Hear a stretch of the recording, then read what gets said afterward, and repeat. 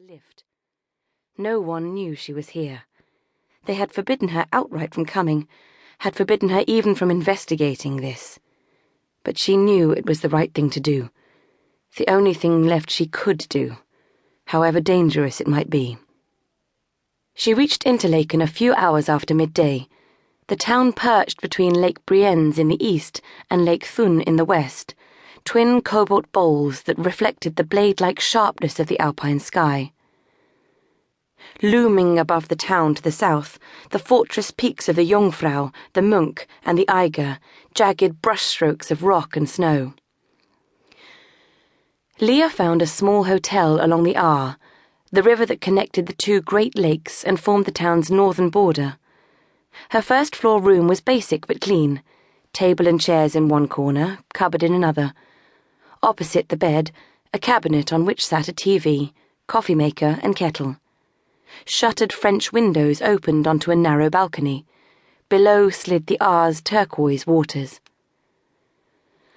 Throwing her rucksack down on the bed, Leah returned to the door to check that it was locked. A spy hole gave her a distorted view of the deserted corridor outside. She filled the coffee maker with water and set it to brew. Pulling off her boots, she lay back on the mattress and waited for the room's heat to thaw her limbs. During the 4-hour ride through the mountains, the chill October air had stolen through her leathers and frozen her skin. For the first time in her life, she was truly alone. No one within shouting distance should this plan of hers lead to disaster.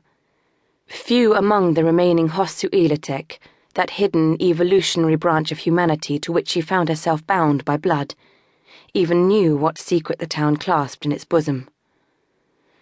She wondered how long it would take before her mother and Gabriel discovered her disappearance. She wished she could reassure them of her safety, but it was too early for that. Too early to tell whether she was safe. In the corner of the room, the coffee machine began to hiss. Rising from the bed, Leah reached through the net curtains and checked that the French windows, too, were locked.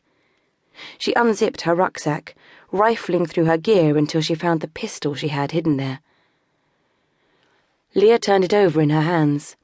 The Ruger was small enough to conceal on her person, but, loaded with hollow-point rounds, lethal enough to stop most threats with a single shot.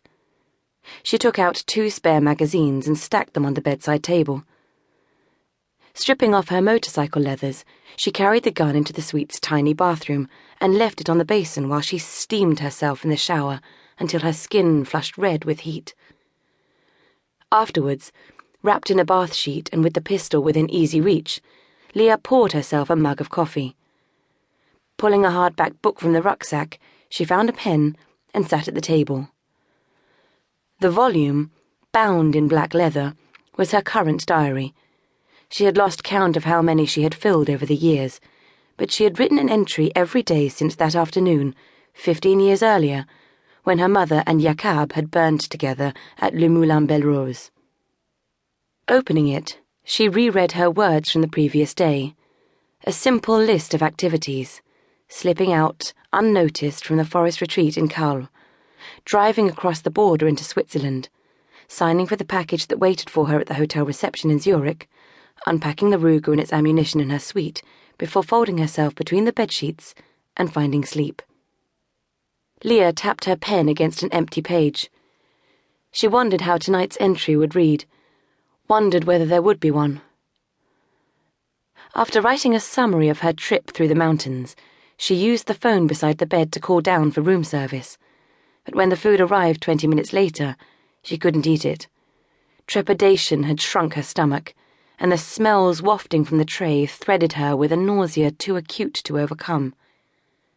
Moving to the French windows, she unlocked the shutters and pushed them open. Frigid air feathered into the room, contracting her bare skin into goosebumps. Across the Aar, the mountain peaks south of the town rose like claws from a bear's upturned paw.